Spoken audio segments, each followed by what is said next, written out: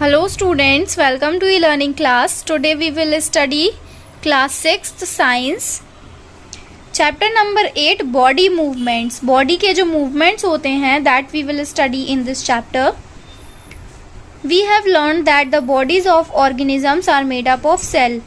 हमें पता है कि जो organisms होते हैं, जो भी living beings होते हैं, उनकी जो body है वो cells से बनी हुई होती है. तो इस रीज़न की वजह से क्या होता है, जो सेल्स होते हैं उनको स्ट्रक्चरल यूनिट और बिल्डिंग ब्लॉक्स कहा जाता है लाइफ का. Depending on the number of cells they contain organism can be unicellular और मल्टीसेल्यूलर.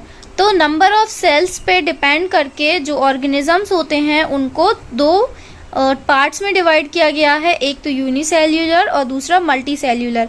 तो नेम से ही क्लियर है कि जो यूनिसेल्यूलर होता है, यूनी का मीन्स होता है वन, तो जिसमें सिंगल सेल होता है दैट इज़ यूनिसेल्यूलर, एंड जिसमें मल्टीसेल्यूलर, मल्टी मीन्स होते हैं बहुत सारे, तो जिसमें वन और वन से ज़्यादा होते हैं वो होते हैं मल्टीसेल्यूलर ऑर्गेनिजम्स.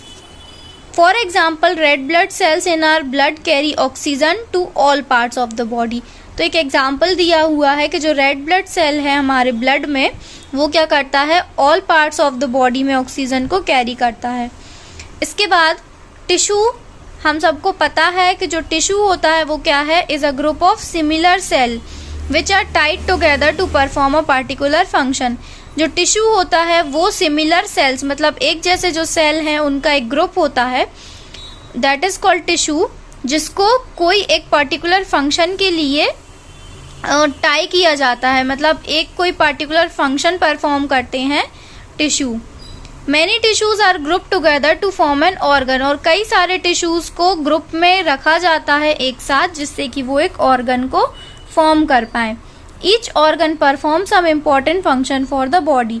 और हर जो ऑर्गन है वो कुछ ना कुछ इम्पॉर्टेंट फंक्शन परफॉर्म करता है. कुछ एग्जाम्पल्स दिए हुए हैं. हार्ट जो है मीन्स जो हमारा दिल है वो क्या करता है, एक ऑर्गन है जो कि ब्लड को पंप करता है various parts of the body में. तो जो हार्ट है वो क्या करता है, ब्लड पंप करने का काम करता है. जो आई है, आँख जो होती है वो एक ऑर्गन है जो कि क्या करता है, हमें देखना इनेबल करता है, मीन्स आईज की मदद से हम देख पाते हैं. जो लंग्स हैं वो ब्रीदिंग के लिए रखे गए हैं ऑर्गन्स. जो ब्लेडर है वो स्टोर यूरिन, मीन्स जो यूरिन होती है हमारी बॉडी में उसको स्टोर करने के लिए ब्लेडर रखा हुआ है. Groups of different organs that work together to help the body perform a function is together called an organ system. और अलग अलग ऑर्गन का जो ग्रुप है जिनको साथ में रखा गया है कोई ना कोई फंक्शन परफॉर्म करने के लिए, तो उसको क्या बोला जाता है, ऑर्गन सिस्टम बोला जाता है.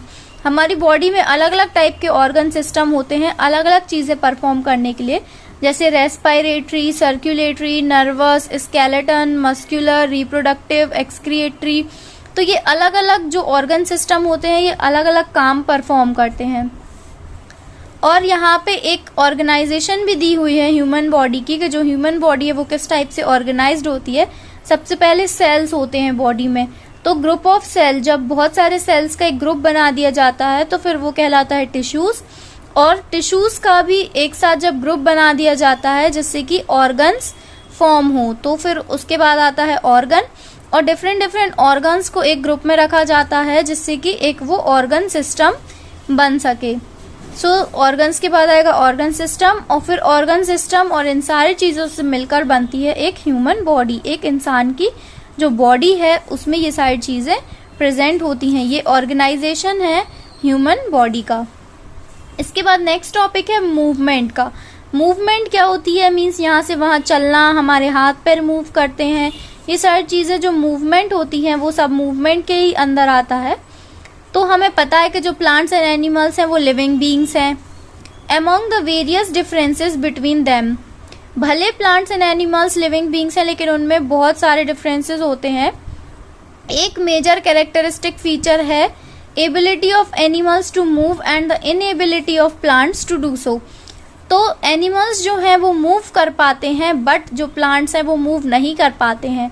प्लांट्स को हम ही अगर यहाँ से वहाँ उठा के रख दें that is a different thing, लेकिन कभी ऐसा नहीं देखा होगा कि रात में एक प्लांट एक जगह पे रखा है और मॉर्निंग में वो हमें उठ के किचन में मिलता है, क्योंकि प्लांट्स खुद से नहीं चल सकते। Movement is a function unique to animals. Since plants are rooted to the soil, they cannot move from one place to another. Animals move to change their position or may show certain movements like the opening and closing of eyelids, moving fingers, chewing, etc. They can also jump, hop, walk, crawl, run, fly, slither and swim. तो plants में ये नहीं होता है characteristic. जो animals होते हैं उनमें अपनी पोजीशन को चेंज करने का और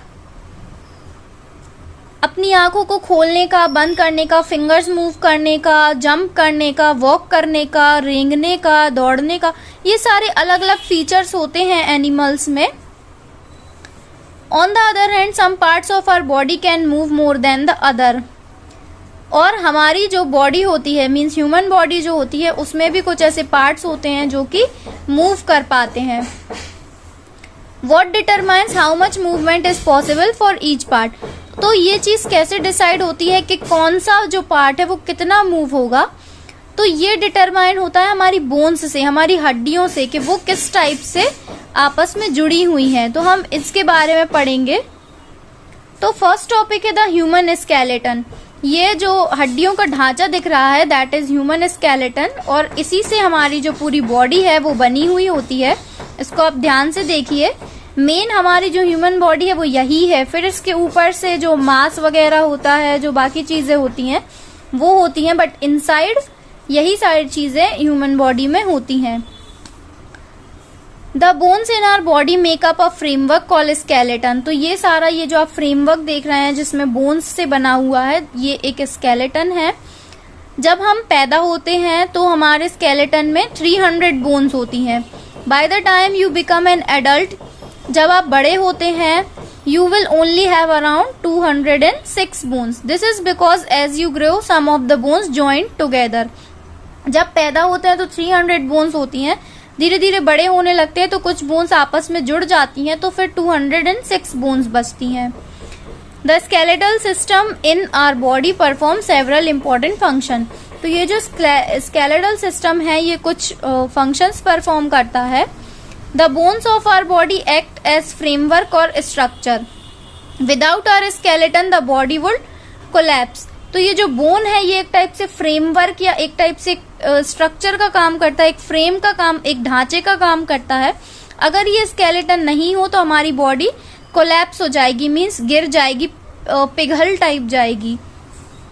Our skeleton provide this framework and holds us upright. तो यही स्केलेटन जो है ये हमें होल्ड करके रखता है। The skeleton plays a very important role in the movement of the body. Muscles are attach to the bones. तो स्केलेटन जो है वो बहुत ही इंपॉर्टेंट रोल करता है मूवमेंट के लिए। जो मसल्स होती हैं, जो मांसपेशियां होती हैं, वो बोन्स से, हड्डियों से कनेक्ट होती हैं। Bones and muscles work together. Bones और मसल्स दोनों साथ में काम करती हैं सारे बॉडी पार्ट्स को मूव कराने के लिए।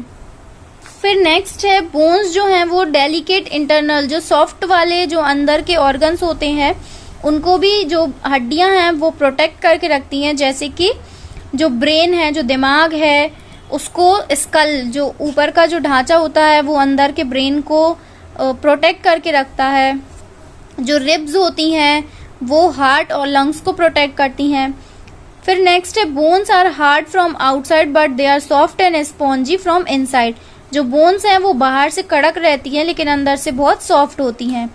तो जो इनसाइड है, बोन के अंदर का जो पोर्शन होता है उसमें एक सॉफ्ट सब्सटेंस होता है, that is bone marrow. Blood cells are made in the bone marrow. जो ब्लड सेल्स होते हैं वो बोन मैरो में ही बनते हैं।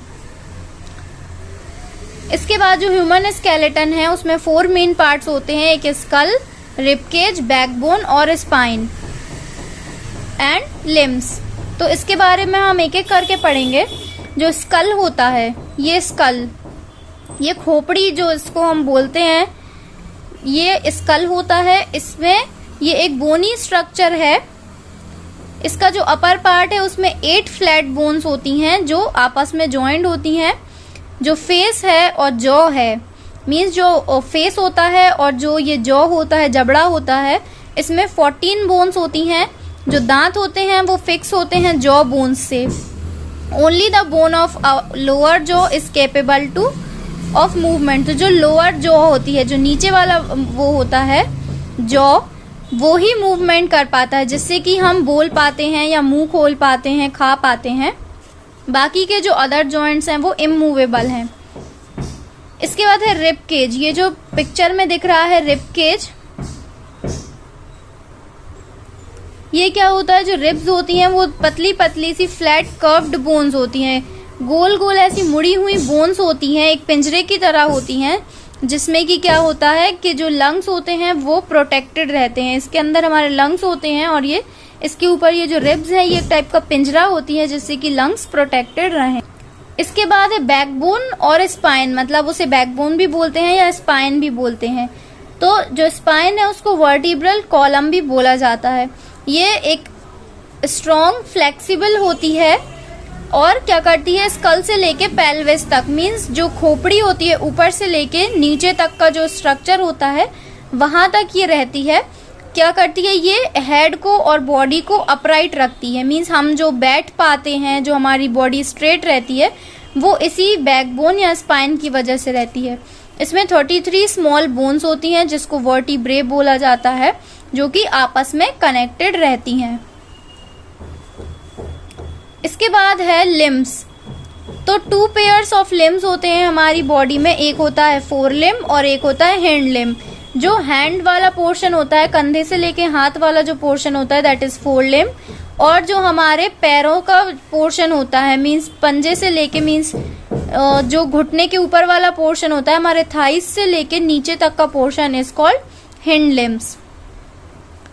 तो जो अपर पार्ट होता है हिंड लिम का, उसमें एक बोन होती है, दैट इज फीमर।